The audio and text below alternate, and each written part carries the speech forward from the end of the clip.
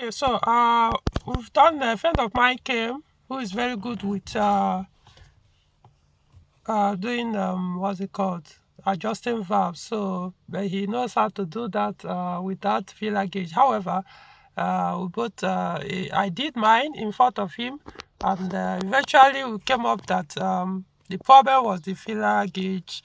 The one that I needed was the curved one, not this flat one.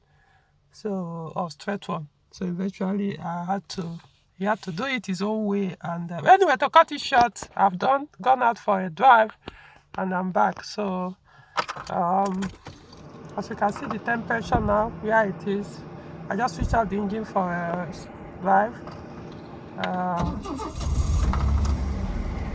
okay, so that is it. So basically, it worked very well.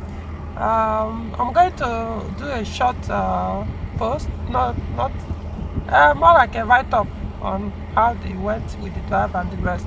I mean, the acceleration is now much smoother. Um, still eventually we have to do it the other way, get the normal filler gauge.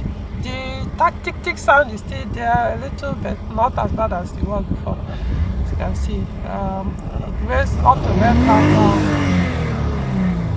So, okay, so we'll see how it goes.